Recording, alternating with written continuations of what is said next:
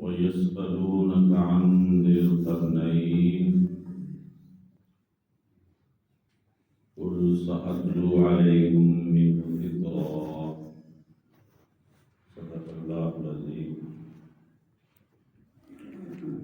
سامعین محترم، تاریخ عالم کا ایک عظیم سربراہ بادشاہ جو تاریخ میں ایک نامور بادشاہ، کارناموں کے حوالے سے بھی، خدمات کے حوالے سے بھی، لیکن وہ پیغمبر نہیں تھے، جو سکندر ذوالقرنین کے نام سے مشہور ہے۔ اس سے پہلے آپ کے سامنے انبیاء اکرام علیہ السلام کے تسلسل سے حضرت عیسیٰ علیہ السلام تک ہم پہنچے تھے۔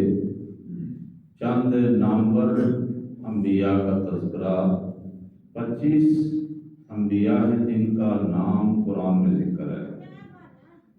باقی انبیاء یا رسل بعضوں کے نام حدیثوں میں ہیں، لیکن تعداد کے حوالے سے آتا ہے کہ کم و بیش 1,24,000 کے لگ بھگ اللہ نے انبیاء اور رسل دنیا میں مبعوث فرمائے ہیں، جن میں سے 313 رسول ہیں۔ لیکن کچھ ایسی شخصیات بھی ہیں جو اگرچہ وہ رسول یا پیغمبر نہیں ہیں، لیکن ان کا تذکرہ بڑا خوبصورت انداز سے قرآن میں کیا ہے۔ ان نامور شخصیات میں سے ایک سکندر ذوالقرنین ہے۔ تو یہ چونکہ عیسیٰ علیہ السلام سے پہلے گزرے ہیں، تو اس حوالے سے میں چاہتا ہوں کہ قرآن کے اندر جو ان کا تذکرہ موجود ہے، آپ کے سامنے ان کا بھی تعارف کرا دوں۔ پھر عیسیٰ علیہ السلام سے لے کر حضور نبی کریم صلی اللہ علیہ وسلم تک درمیانی جو تاریخ ہے، اگرچہ اس کا تذکرہ کسی کا قرآن میں نہیں ہے، لیکن سیرت کی تاریخوں میں موجود ہے۔ یہ 571 عیسوی کا زمانہ، 571 سال کا دور ہے، عیسیٰ علیہ السلام کی ولادت سے لے کر میرے آقا حضور نبی کریم صلی اللہ علیہ وسلم کی ولادت برساتت تک۔ تو یہ تاریخی گویا کہ مناظر ہے۔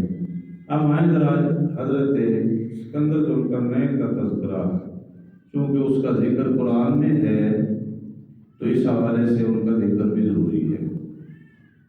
پہلے یہ آپ کو بتاؤں کہ یہ انداز ان کا جو شروع ہے، اللہ فرماتے ہیں یسألونک عن ذی القرنین، اے پیغمبر صلی اللہ علیہ وسلم آپ سے یہ پوچھتے ہیں، سوال کرتے ہیں ذوالقرنین کے بارے میں۔ سکندر کا لفظ تو تاریخ سے ملتا ہے، لیکن اصل یہاں قرآن میں ذوالقرنین ہے۔ ذوالقرنین کے بارے میں آپ سے یہ پوچھتے ہیں۔ قل سأتلو علیکم منہ ذکرا، اے پیغمبر صلی اللہ علیہ وسلم آپ کہہ دیجئے کہ میں ان کا ذکر تمہارے سامنے کرتا ہوں۔ یہ کب سوال انہوں نے کیا اور سوال کرنے والے کون ہیں؟ سکندر ذوالقرنین کے بارے میں پوچھنے والے کون ہیں؟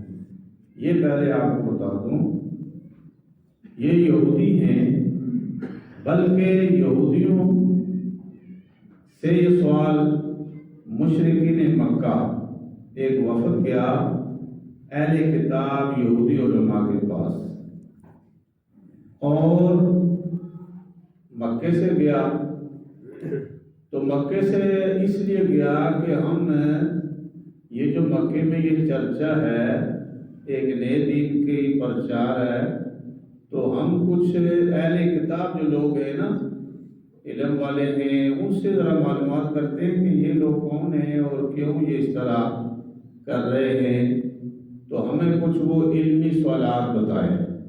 یہ مکے سے وفد گیا مدینے میں، اس وقت یہودیوں کا بڑے بڑے ادارے تھے، مدینہ خیبر تک، خیبر ہی میں ان کے بڑے قلعے تھے۔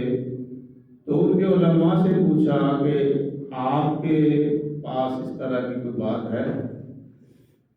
تو انہوں نے کہا کہ تم ایسا کرو کہ جا کر ان سے 3 سوال کرو، اگر وہ ان سوالوں کے وہ جواب دے جائیں تو ٹھیک ہے، وہ نبی ہوں گے، لیکن اگر سوال نہیں دیے تو پھر سمجھ لیں کہ وہ نبی نہیں ہیں۔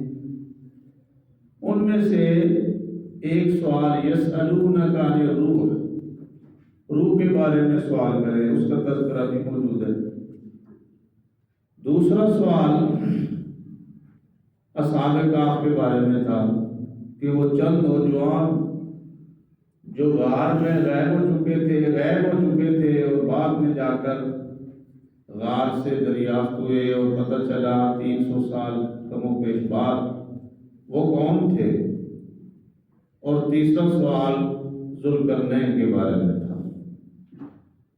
اصحاب کہف کا ذکر بھی سورہ کہف میں ہے اور وہ بھی آپ کے سامنے بیان ہوگا، لیکن اب ایک سوال پیدا ہوتا ہے کہ انہوں نے ان تینوں سوالوں کا انتخاب اہل کتاب کے علماء نے کیوں کیا؟ 2 کے بارے میں تو بعد میں بتاؤں گا، لیکن خاص کر ذوالقرنین کے بارے میں انہوں نے یہ سوال کیوں کیا؟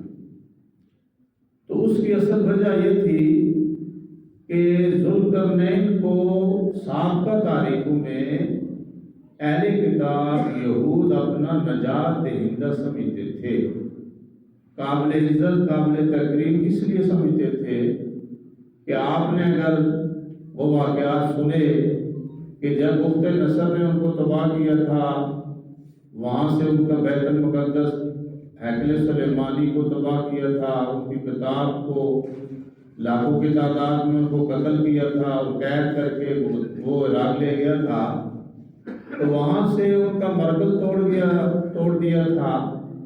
تو اس کے بعد یہی ذوالقرنین ہیں کہ بخت نصر کا خاتمہ کر کے پھر انہوں نے ہی یہودیوں کو دوبارہ وہاں بحال کیا تھا، بیت المقدس کو دوبارہ آباد کر کے ان کو وہاں رہنے کی اجازت مل گئی تھی، ان کو ساری سہولتیں میسر ہو گئی تھی۔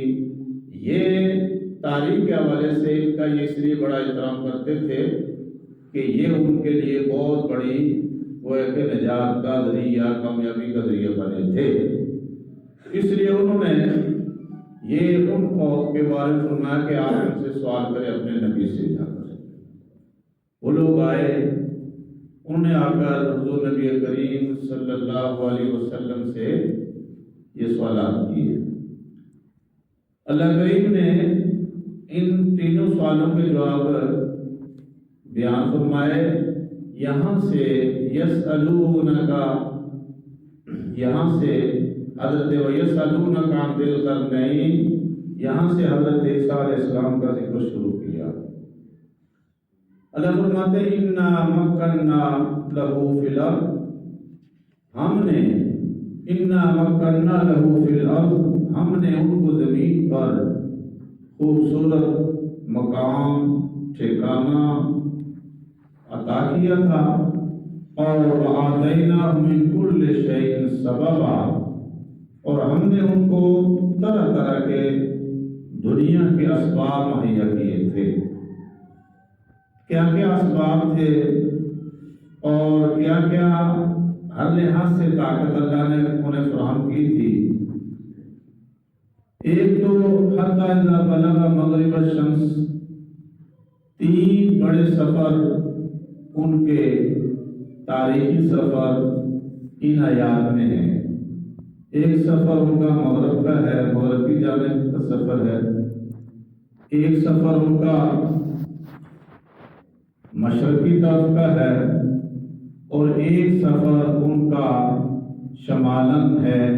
3 سفر یہاں تذکرہ ہے، لیکن تھوڑی سی پہلے آپ کو یہ بتا دوں کہ ان کا آغاز کہاں سے ہوا۔ ملک ایران جس کا پہلا نام فارس تھا، یہاں پہلے چھوٹی سی انہوں نے ریاست قائم کی، اور یہ اس دور کے کسی نبی کے پیروکار تھے۔ اس نبی کے تھے اس کا تذکرہ نہیں ہے، دوسرا یہ بھی بتاؤں آپ کو کہ تاریخ میں دو سکندر مشہور ہیں. ایک سکندر اعظم ہے. سکندر اعظم جو ہے وہ کافر تھا، مشرک تھا. اس کا تو تذکرہ یہ ملتا ہے کہ یہ ہمارا جو اس وقت پاکستان کا خطہ ہے، ہمارے ان علاقوں تک بھی اس کی فتوحات ہوئی ہیں. اور یہ جو پنڈی سے آگے جو علاقہ ہے اس کو کیا کہتے ہیں؟ ٹکسلا.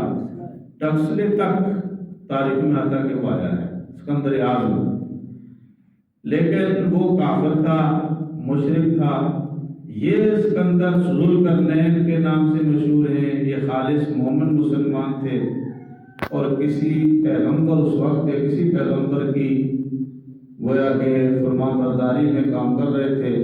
اور یہ بھی آتا ہے کہ یہ حضرت خضر علیہ السلام ان کے مشیر خاص تھے. بہرحال ایران سے ان کی حکومت کا آغاز ہوتا ہے اور دین کی دعوت کا آغاز ہوتا ہے، دین کو پھیلانے کا آغاز ہوتا ہے. کہاں تک پہنچتے ہیں، پھر یہ یاجوج ماجوج کی دیوار کیسے بنائی، یہ سارے تذکرے آگے انشاءاللہ.